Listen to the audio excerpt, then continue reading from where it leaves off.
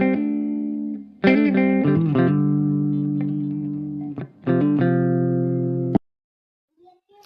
दोस्तों, जय श्री राम। आज मैं आप लोगों को एक बहुत ही अच्छी कहानी सुनाने वाली हूँ, जो कि है दो संतों की। एक बार क्या हुआ, दो संत थे, भगवान के बड़े ही अनन्य भक्त। दोनों दिन रात भगवान की भक्ति में लीन रहते थे। एक जो बड़े वाले संत थे, वो दिन भर भगवान के नाम का माला जाप करते रहते थे। और एक जो संत थे, वो उनका एक नियम था, जब भी वो खाना खाते थे तो सबसे पहले भगवान को भोग लगाकर और तब वो खाने बैठते थे। तब क्या हुआ, एक बार उन लोगों में झगड़ा हो गया।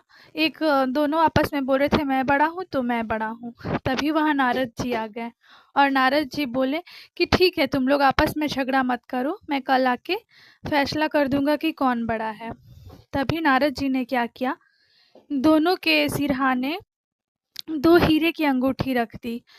जो बड़े वाले संत थे, जो भगवान का नाम जप करते थे, वो जैसे ही सुबह उठते हैं, देखते हैं कि वहाँ पे हीरे की अंगूठी रखी हुई है, वो झट से अंगूठी को उठा लेते हैं और छुपा कर रख लेते हैं और फिर मतलब पूजा पाठ करने लगते हैं। फिर जो दूसरे संत थे, वो जब देखते हैं अंगूठी को, वो उस पर बिल्कुल ध्यान नहीं देते और अपना दैनिक क्रिया करके और भगवान को भोग लगाते हैं, उसके बाद खुद खाना खाने बैठ जाते हैं। तभी वहाँ नारद जी आते हैं और बोलते हैं कि मैंने फैसला कर लिया है कि तुम दोनों में से बड़ा संत कौन है।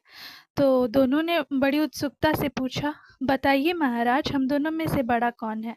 तो नारद जी बोलते हैं कि जो भक्त भगवान को भोग लगाकर तब भोजन ग्रहण करते हैं, वो बड़े हैं। उन्होंने कहा कि आप नाम जाप करते हैं, आपके जितने भी पुण्य कर्म जो थे, वो सारे इस एक चोरी के कारण सारे नष्ट हो गए। सिर्फ नाम जाप करने से और बुरे कर्म करने से कोई फ़ायदा नहीं है, इसलिए अपने कर्म को पहले सुधारिए। एक सच्चा भक्त वही होता है जो जिनके विचार के साथ-साथ उनके कर्म भी पवित्र होते हैं।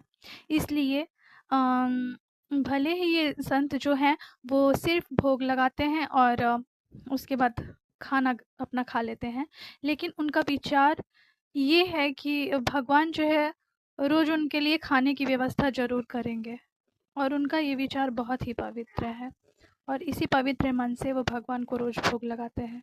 उनके मन में और कोई छल नहीं है, इसलिए ये जो है वो बड़े संत हैं।